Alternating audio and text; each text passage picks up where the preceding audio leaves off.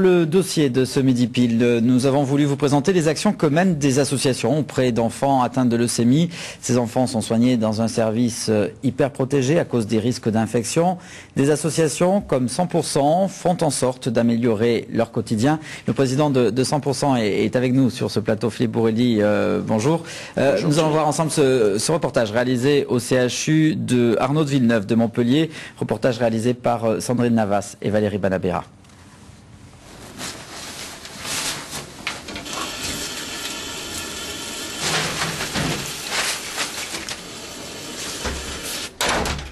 Ça va, c'est pas trop long? Est-ce que tu te rappelles le nombre de jours? Non. Non? T'as 37 jours là, non? 37 jours, je crois. Oui. Ah, d'accord. 37 jours que ce papa prend d'infinies précautions pour venir voir sa fille atteinte de leucémie, car le moindre microbe peut changer le cours de sa vie. Léa, 8 ans, est isolée dans cette chambre stérile depuis une greffe de moelle osseuse. En attendant que cette greffe agisse, le système immunitaire de la fillette est considérablement affaibli. Comme il y a une période de 25 à 60 jours, ça dépend des cas, où les globules blancs remontent mais très doucement, voire tardent à remonter, il faut une protection extrême avec une filtration d'air complète, de façon à éviter qu'elle attrape des microbes, des pneumonies, des infections du système nerveux central ou des virus qui peuvent être vraiment très graves dans ces situations-là. Seul le personnel médical et les parents ont accès à ces chambres où le moindre objet est désinfecté. Extraire les enfants du service, en cas de nécessité, les met en grand danger.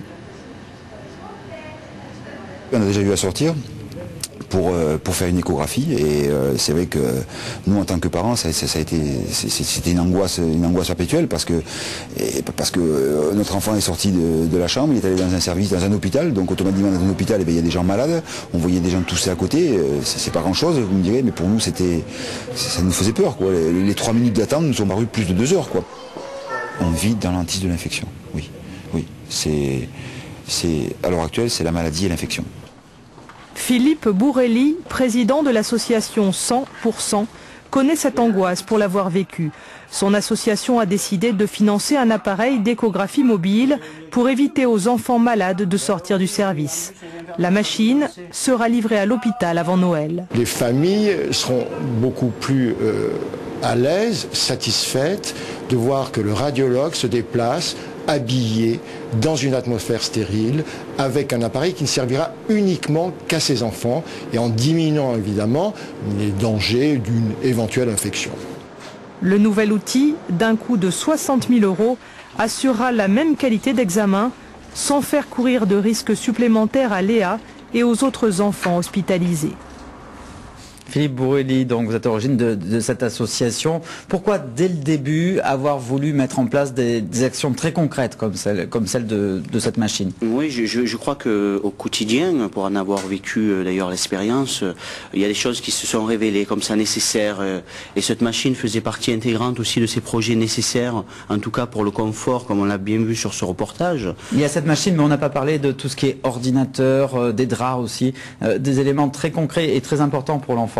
Oui, parce qu'on veut absolument recréer le même cocon familial que s'il serait dehors. Donc bien sûr, on a fait rentrer aussi le cinéma à l'hôpital grâce à des vidéoprojecteurs. On veut vraiment qui passent les meilleurs séjours que ce soit en tout cas. Et ça, il n'y a que des parents qui pouvaient en avoir l'idée, qui pouvaient avoir l'énergie aussi de mettre tout ça en place? Je crois que tous ces petits détails, en tout cas, oui, il faut être passé par là pour savoir tous ces petits détails, le prix du détail en tout cas, et en tout cas on le fait vraiment avec plaisir et passion.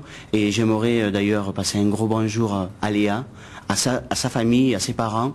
On vous embrasse, c'est bientôt Noël aussi, et je sais que tu auras plein de cadeaux. Voilà, Léa donc qui était dans ce reportage que l'on a vu. Il y a un élément important également pour lequel vous œuvrez, c'est celui du don de plaquettes, du don de moelle osseuse aussi. Oui. Quels sont les manques actuellement dans la région? Tout à fait, en ce moment il y a de grosses pénuries à l'EFS, suite notamment à ces nombreuses grèves qui a paralysé un peu la France. On est en manque constante de sang, mais surtout de plaquettes sanguines, et on sait qu'on ne peut pas en tout cas débuter une chimiothérapie si on n'a pas de plaquettes sanguines derrière. Donc en tout cas, il y a Noël qui arrive, les gens n'auront peut-être pas trop le temps ou pas trop la tête, et il faudrait vraiment qu'ils se rapprochent de leur centre EFS pour leur donner les plaquettes. L'établissement français du sang vous paraît assez réactif par rapport à toutes ces questions de plaquettes et de moelle épinière? Est-ce qu'ils sont là aujourd'hui? Non, non, je crois pas. On les a pas invités aussi. Non, alors, ce que je veux dire, c'est qu'on met souvent en avant des campagnes de don du sang, beaucoup moins de plaquettes et de moelle épinière. Ouais, tout à fait. On parle pas assez des plaquettes sanguines. Je crois qu'il n'y a pas assez de grandes campagnes. D'ailleurs, où sont les campagnes? Nous, on a sorti des campagnes de sensibilisation au don de plaquettes, au don de moelle osseuse. C'est une réalité.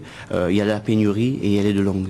Alors je rappelais tout à l'heure, hein, votre association est née dans le Gard, elle se développe actuellement dans le Gard. Je voulais signaler donc une exposition et surtout un repas demain que vous organisez, c'est à l'hôtel Vatel, c'est avec le soutien du Matador, Denis Lauré, qui vous êtes depuis le début.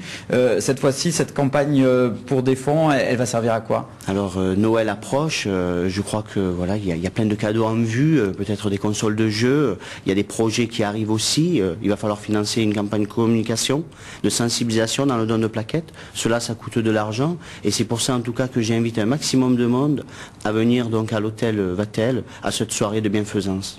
Très bien. Un dernier point maintenant, la suite, vous le voyez comment, les autres actions que vous comptez mettre en place dans les prochains mois? Bon, d'abord, j'ai plein d'espoir. Je pense que la suite va être merveilleuse, plein de projets en vue. Et surtout, moi, j'aimerais lancer un message à toutes les associations. Venez prendre des amicales. On en a pris une à Alès. On est numéro 1 en Languedoc-Roussillon. Venez mettre de l'énergie là-dedans. Merci. C'est le réseau donc que vous mettez en place en ce moment pour venir en aide aux enfants atteints de leucémie.